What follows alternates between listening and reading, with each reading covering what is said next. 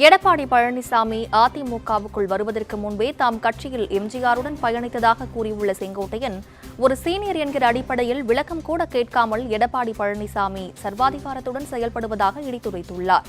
மேலும் அந்தியூர் சட்டமன்ற தொகுதி தொடர்பாக விரைவில் ஒரு ஆடியோ வெளியிடப்படும் என தெரிவித்துள்ளார். தலைவர் காலத்திலே முதலே செயலாளராக இருந்து பணியாற்றியவன் 72லே. அப்படிப்பட்ட எனக்கு இதுபோன்ற தீர்ப்பு என்பது உண்மையிலே மன வேதனையை அளிக்கிறது என்பதை நான் இந்த நேரத்திலே தெரிவித்துக் கொள்கிறேன்.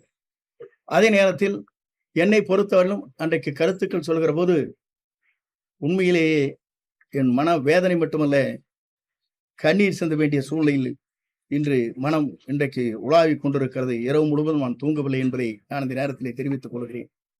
ஏன் இதை சொல்கிறேன் சொன்னால், ஒரு மனிதன் 53 ஆண்டு காலம் இவருக்கு முன்னாலே, இவர் பொறுப்பிற்கு வருவதற்கு முன்னாலே புரட்சி தலைவரால் 72லிருந்து 77, 70, 80, 84 வரையிலும் நான் சட்டமன்ற உறுப்பினராக, மாவட்ட செயலாளராக பல்வேறு பொறுப்பிலிருந்து பணியாற்றி இருக்கிறேன்.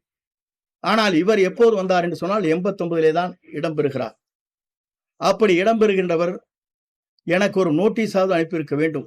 ஒரு சீனியர் 9 முறை சட்டமன்ற உறுப்பினர் ஒரு கடிதத்தை அனுப்பி இதற்கு பதில் சொல்லுங்கள் என்று கேட்பதுதான் விதியின் அடிப்படையில் இருக்கிறது. அந்த விதியை மீறி அவருடைய சர்வாதிகார போக்கு என்று சொல்வார்களே, அதை போல யாரை வேண்டுமானால் தூக்கி எறியலாம் என்ற நிலையிலே அவர் இன்றைக்கு உருவாக்கி இருப்பது வேதனை அளிக்கக்கூடிய ஒன்றாக இருக்கிறது. அதே போல என்னை பொறுத்தவரையிலும் அந்தியூர் சட்டமன்ற தொகுதியிலே துரோகத்தை செய்து விட்டார் என்று குறிப்பிட்டார்.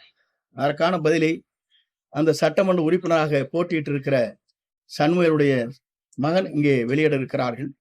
அதற்கான ஆதாரங்கள் இங்கே இருக்கிறது. யார் இங்கே பேசினார்கள், அதற்கான வீடியோக்கள் இருக்கிறது. யார் அன்றைக்கு பொறுப்பிலே இருந்தார் என்பது நீங்கள் எண்ணி பார்க்க வேண்டும்.